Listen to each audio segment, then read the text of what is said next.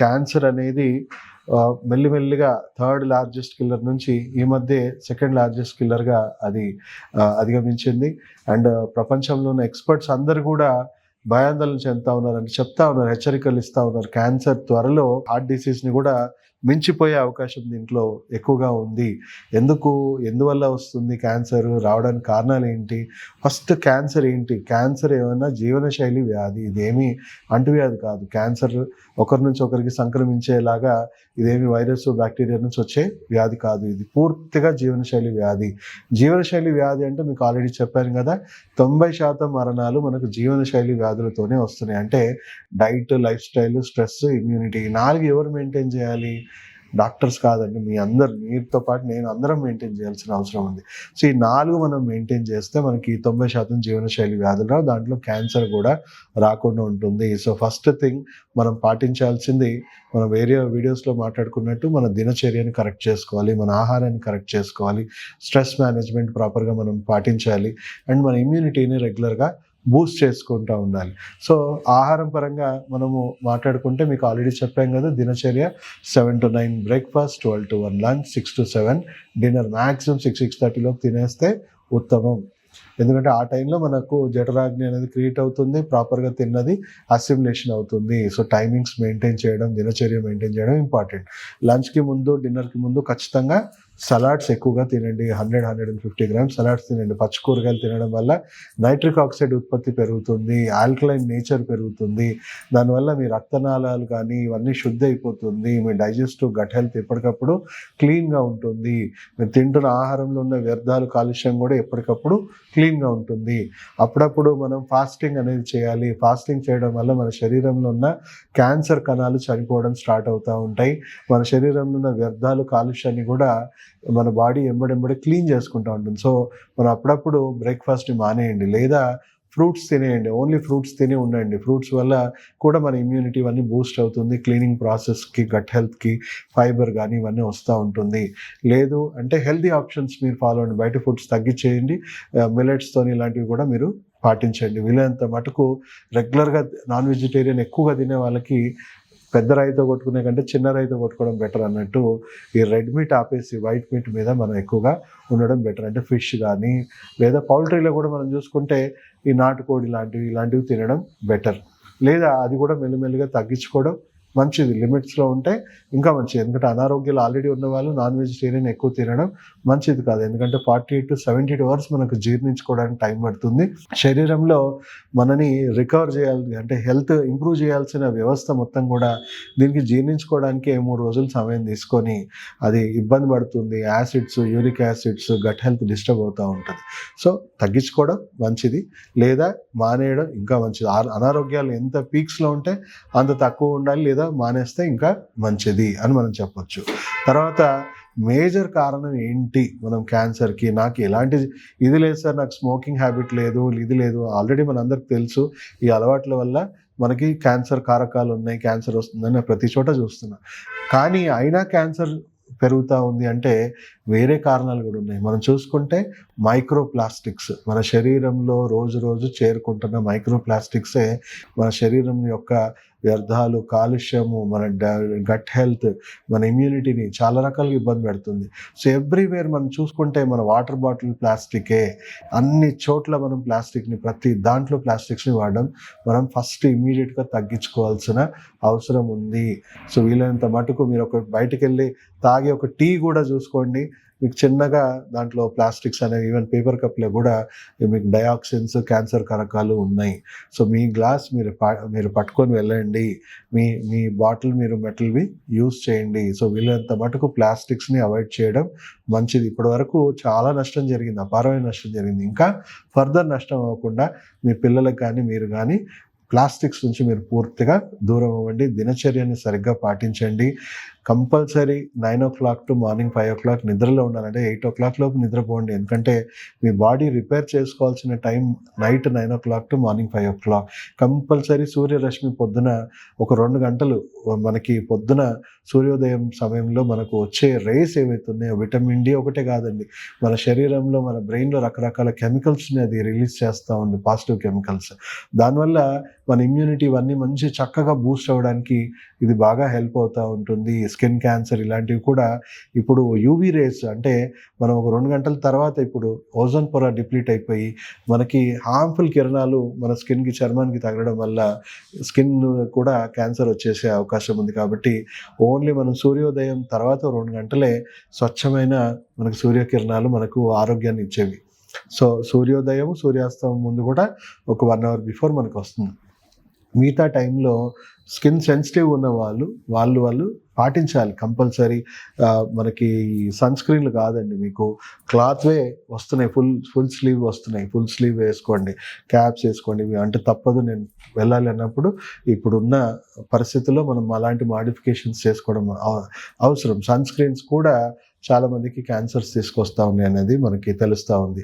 So వీలైనంత మటుకు junk ఫుడ్కి కంప్లీట్గా దూరం ఉండండి, అవుట్ సైడ్ ఫుడ్స్కి అంతా కూడా దూరంగా ఉండండి. ఎందుకంటే బ్యాడ్ ఆయిల్స్, బ్యాడ్ వేలో కుకింగ్ కానీ, లేకపోతే ఎక్కడో ఫ్యాక్టరీలో చచ్చిపోయిన ఆహారాలు మనకి కెమికల్స్ ద్వారా మన ఇంటికి చేరుతూ ఉన్నాయి. సో ఆబ్వియస్లీ దాంట్లో మైక్రో ప్లాస్టిక్స్ కానీ, ఎన్నో పామ్ ఆయిల్స్ కానీ, అనవసరమైన టాక్సిక్ ఫుడ్స్ అన్నీ కూడా మనం తినడం ఆపేసేయాలి. వీలైనంత మటుకు plant based foods, healthy foods, మన ఇంట్లో హెల్దీ ఫుడ్స్ని మనము పాటించడం మనకి ఎంతో రకంగా ఆరోగ్యం అనేది ఇస్తుంది. ఇది నివారణ చర్యలు. ఆల్రెడీ వచ్చిన వాళ్ళ పరిస్థితి ఏంటి, వాళ్ళకి ఎలాంటి వైద్యం అందుబాటులో ఉంది, ఎలాంటి వైద్యం తీసుకుంటే మనకు రివర్స్ అయ్యే అవకాశం ఉంది. చూసుకుంటే అందరూ క్యాన్సర్ రాగానే మనం ఇమ్మీడియట్గా మనం తీసుకునేది రొటీన్ ట్రీట్మెంట్స్ మనం మాట్లాడుకుంటే ఫస్ట్ సర్జికల్గా దాన్ని రిమూవ్ చేసిన వెంటనే మన హెల్త్ ఇంకా వరస్ట్గా పాడైపోతుంది. ఎందుకంటే మన శరీరంలో ఉన్న కాస్తో కూస్త ఇమ్యూనిటీ ఎంతో పోరాడి ఒక ట్యూమర్ రూపంలో దాన్ని భద్రపరిచి పెట్టింది.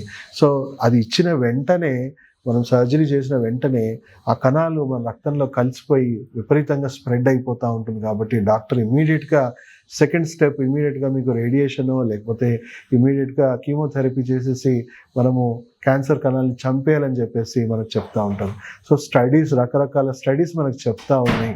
మనకు అత్యంత క్యాన్సర్ కారకాలు ఏంటి అని అంటే వైద్యం. మనం చూసుకుంటే రేడియేషన్ వల్ల విపరీతంగా మనకి క్యాన్సర్స్ మళ్ళీ రిలాప్స్ అవుతూ ఉన్నాయి. కీమోథెరపీ కూడా హైలీ క్యాన్సర్స్. అంటే ఆ పూట మనము మంచి కణాలని చంపేస్తున్నాము, ట్రీట్మెంట్ తీసుకొని చెడు కణాలని చంపేస్తున్నాం.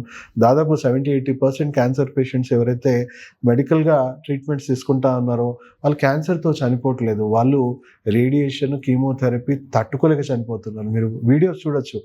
పేషెంట్ వైద్యం తీసుకోకముందు వాళ్ళ ఫోటో తీయండి, తీసుకున్నాక వాళ్ళ పరిస్థితి ఏంటి. ఈ 2 ఫోటోలు పక్కన పెట్టుకొని ఎవరికి క్యాన్సర్ని పోరాడే శక్తి ఉంది అని మీరే జడ్జ్ చేసుకోగలరు. అంటే వైద్యం తీసుకోకముందే వాళ్ళు క్యాన్సర్ పోరాడే శక్తి ఉంది.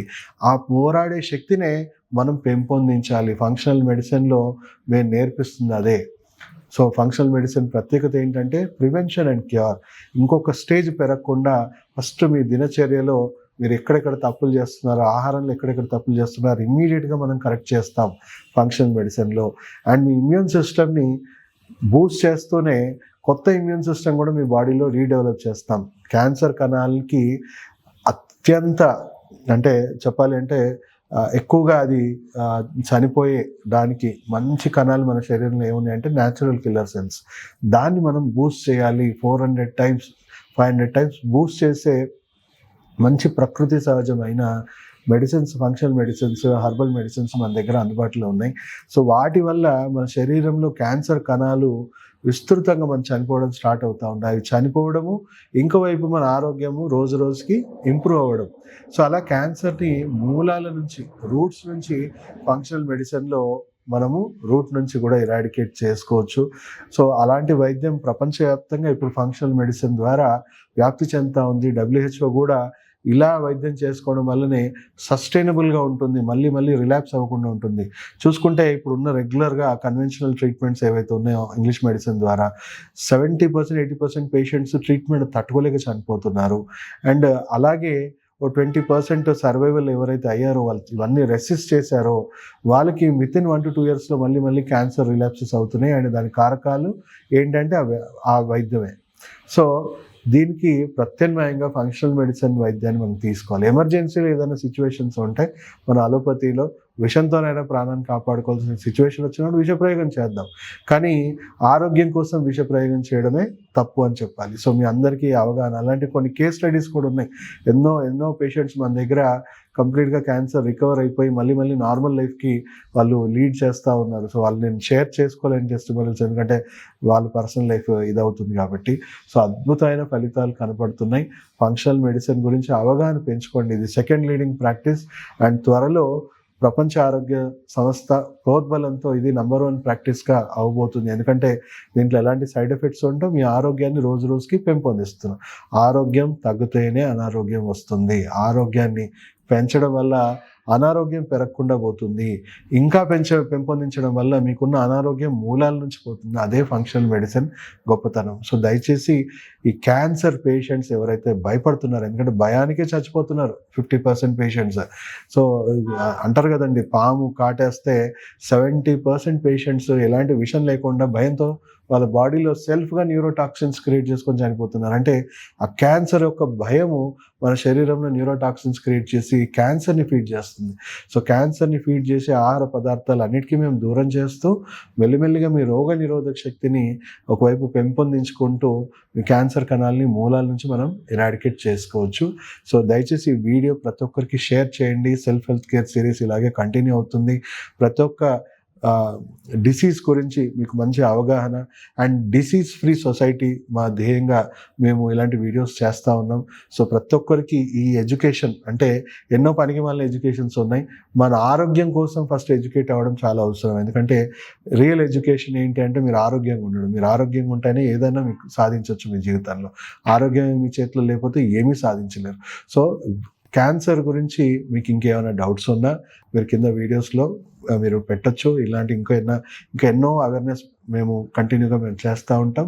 మాకు సపోర్ట్ చేయండి, లైక్స్ చేయండి, సబ్స్క్రైబ్ చేయండి అండ్ అందరికీ షేర్ చేయాల్సిందిగా మనవి చేసుకుంటూ క్యాన్సర్ ఫ్రీ సొసైటీని నెలకొల్పడానికి ఈ వీడియోని ప్రతి ఒక్కరికి చేర్చాలని మీ బాధ్యతగా కోరుకుంటూ సెలవు తీసుకుంటూ మీ డాక్టర్ సాగర్.